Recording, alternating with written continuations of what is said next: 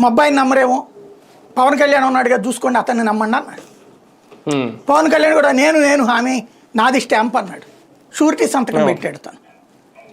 Bharatiya Janata party మేము ఈయన నమ్మలేములే అని చెప్పేసి ఆ కాగితం వదిలేసింది, పట్టుకోలేదు. తద్వారా అంటే వాళ్ళు నెత్తినేసుకోలే, పవన్ కళ్యాణ్ నెత్తినేసుకున్నాడు. పవన్ కళ్యాణ్ నిన్న ఏమంటున్నాడు, అద్భుతంగా పరిపాలన సాగుతోంది కదా అంటున్నాడు.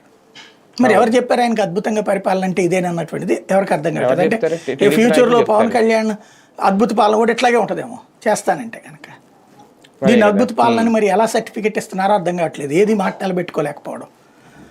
ఇంకోటి మన జర్నలిస్టులు కూడా పాప ఆయన ఆ సినిమా ఫంక్షన్ గురించి పెడితే ఏ అడిగారు తప్పించి అడగల సంజయ్ పార్కర్ గురించి. దానివల్ల ఇది అడుగుంటే చెప్పుండేవాడేమో ఆయన వైఖరి ఏంటి అన్నటువంటిది. బేసిక్గా అయితే డబ్బులు ఇవ్వటం ఆ రోజునే చెప్పాడు. ఈ విషయం కూడా వచ్చింది మొన్న. పెన్షన్ 4,000 రూపాయలు అన్నాడు చంద్రబాబు నాయుడు, మనం పెంచుదాం 5,000 చేసేద్దాం అంటే ఇంపాసిబుల్ అని చెప్పాడు జగన్. చివరికి 500 పెంచుతాను, అది కూడా 2027, 28, 29 అని చెప్పుకొచ్చాడు. నచ్చలేదు, ఓడగొట్టారు. అయినా అతను మాట మీద నేను నిలబెడతానన్నాడు. తను ఆ పాయింట్కే స్టికాన్ అయ్యాడు.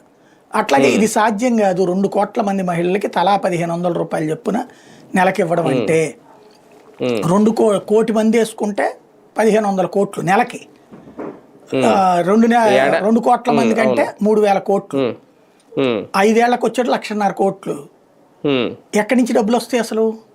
సరే కోటి అనుకుందాం పోని, ఎందుకంటే 18 ఏళ్ళు దాటి 59 ఏళ్ళ లోపు వాళ్ళు అందరికీ అన్నారు కదా. ఎలా సాధ్యం? నెలకి 1,500 కోట్లు పోని అక్కడ వేసుకున్నా, కోటి మంది వేసుకున్నా, ప్లస్ ఆ 50 ఏళ్ళకి పెన్షన్ అన్నాడు. అది కూడా చెప్పారు వీళ్ళు, అసాధ్యమైనటువంటి పని. తద్వారా 1 కోటి మంది వస్తారు, కనీసం 40-50 లక్షల మంది వస్తారు. 40 లక్షల మంది ఇంటూ 4,000 రూపాయలు వేసుకుంటే అక్కడ ఒక 1,600 కోట్లు డబ్బులు అవసరం అయిపోతాయి. అది సాధ్యం కాదు. ఇది అది కలిపితే 3,000 కోట్లు అసాధ్యం. అది ఆయన మాట చెప్తాడు, చేయలేడని చెప్పి